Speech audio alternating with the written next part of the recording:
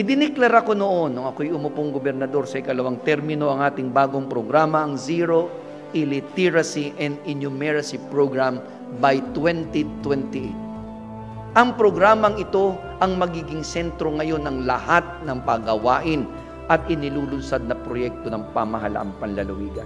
Dahil dito'y itinalag ako ang isang technical working group para kalapin ang datos at ito'y bigyan ng tamang estratehiya. Dahil dito'y inaatasan kong muli ang ating TWG sa pangunguna ni Tita Met Jimenez at kay P.A. Hubert na head ng TWG on the government sector na tapusin ang lahat ng datos bago matapos ang taon. Simple lang naman ang gusto natin. Functional literacy and innumeracy. Kaya niyang isulat ang kanyang pangalan, kaya niyang basahin ang kanyang pangalan, at kaya niyang kumwenta ng 1 hanggang 100 para naman kung sakaling magkaroon siya ng transaksyon, hindi siya maluloko.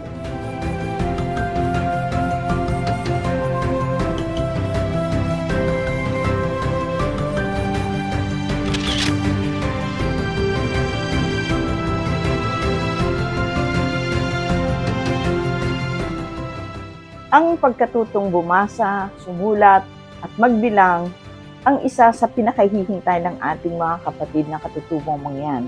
Nakaugat sa prinsipyo ng pagkakapantay-pantay at karapatang-pantao, ang ZIP. Makiisa po tayo sa panawagan ng Ama ng ating lalawigan na pagtulong-tulungan natin at pagmalasakitan ang misyong ito.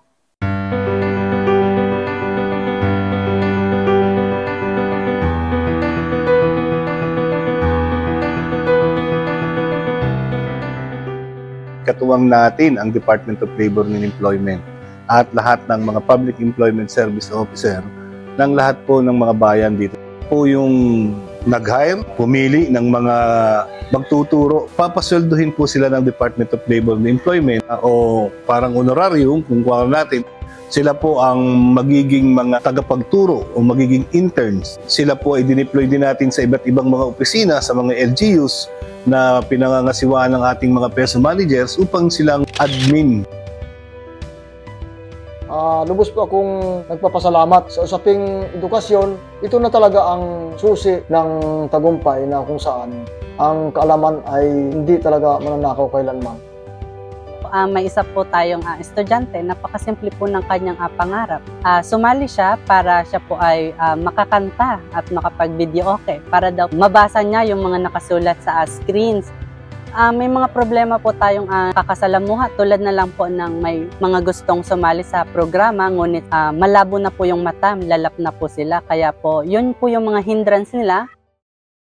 Nagpapasalamat po kami at kami dinatnan pa ng gayong mga programa para sa matatanda. Yung pagsusulat na ituturo sa amin ang programang ito, kung iyan na ipagpatuloy namin at iyan may nagampanan naman ng maayos, ay siguro naman yung mga dating hindi namin kayang gawin ay ngayon namin magagawa.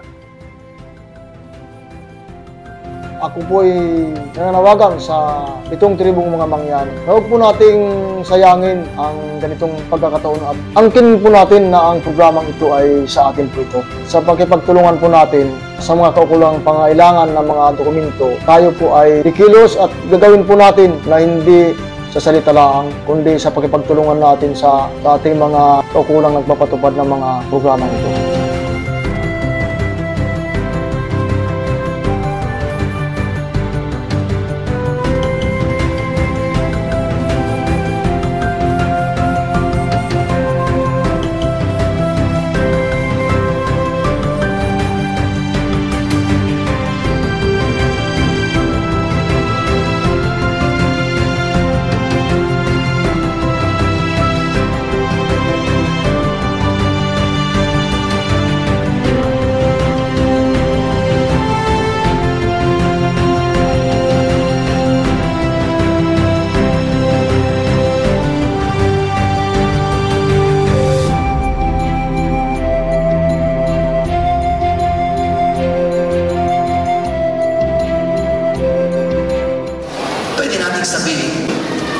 isang ligasiya tayong ginawa bilang sambayanan ay ang lahat ng katutubo natin natutong sumulat at bumasa at umuto ayon sa laman ng kanyang puso.